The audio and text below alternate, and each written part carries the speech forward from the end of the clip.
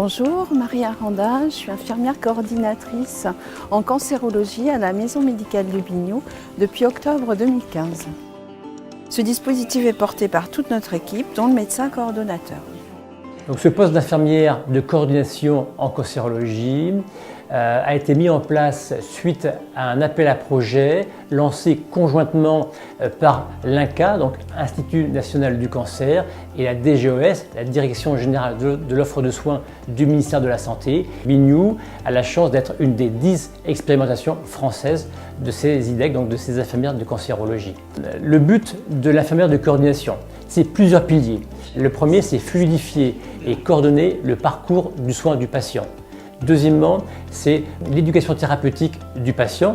Le troisième étant la création des outils pratiques pour améliorer cette prise en charge. Et le quatrième étant la coordination des acteurs locaux, qu'ils soient au niveau de la maison médicale, c'est-à-dire médecins, infirmiers, kinés, podos, etc., mais aussi entre les acteurs de la maison médicale et les acteurs institutionnels extérieurs à la maison médicale, en particulier les hôpitaux et le CHU. Donc ce dispositif s'adresse à des patients atteints de cancer en situation complexe, une complexité qui peut être soit d'origine psy-médico ou sociale. L'annonce du diagnostic d'un cancer et la prise en charge pluridisciplinaire sont souvent source de stress chez le patient, mais aussi chez ses proches. Il y a de nombreux questionnements pour le patient et ses proches. Je fais le lien entre le médecin traitant, l'hôpital, la pharmacie, les infirmières à domicile, afin d'améliorer au mieux la qualité de vie du patient et de ses proches pendant le suivi du cancer. La prise en charge du patient s'effectue sur son lieu de vie. Bonjour Madame Chauvin, Marie Aranda, infirmière coordinatrice à Bignou. L'entretien d'évaluation est important. Il permet d'aborder les conditions de vie du patient, telles que la nutrition, la fragilité sociale ou le volet financier par exemple. C'est aussi un temps consacré au ressenti par rapport à la maladie, aux attentes, besoins ou difficultés. Je suis à l'écoute en permanence pour veiller au bien-être du patient. L'objectif est de réduire le stress pour le patient et son entourage en facilitant le suivi du traitement. Pour moi, cet accompagnement a été d'un bénéfice extraordinaire puisque ça m'a permis d'avoir une vie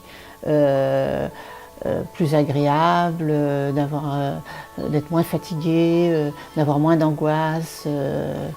Et grâce à cette relation privilégiée, Marie m'a redonné confiance en moi.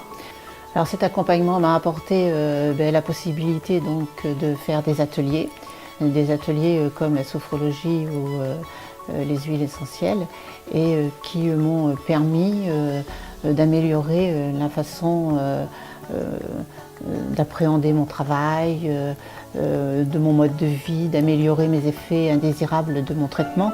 La prise en charge de votre pathologie. Nous avons mis en place des ateliers au plus près des patients, animés par des intervenants formés à l'éducation thérapeutique. Ils incluent environ 6 à 8 patients sur des thèmes différents, l'activité physique, l'aromathérapie, la gestion du stress, la parole aux aidants. Cela permet aux patients d'acquérir des connaissances et d'améliorer son autonomie face à la pathologie, de partager son expérience et de retrouver l'estime de soi. En fait, la mise en œuvre de ces ateliers a apporté vraiment une plus-value auprès des patients, mais vraiment aussi au sein de l'équipe. On sait que seul, en tant que professionnel de santé, on ne peut plus prendre en charge de façon optimale en fait, les patients. On a vraiment besoin de travailler en équipe et ces ateliers nous ont vraiment permis ça, de pouvoir monter en compétences parce que ça s'apprend de travailler en équipe. C'est pas simple, travailler autour d'un projet, travailler autour d'objectifs. La création de ce poste d'infirmière de coordination en cancérologie a été aussi l'occasion de renforcer les liens des différents professionnels de santé du territoire. Je travaille ainsi étroitement avec le CHU de Poitiers, le pôle régional de cancérologie, mais aussi le groupe polyclinique de Poitiers. J'interviens sur plusieurs communes.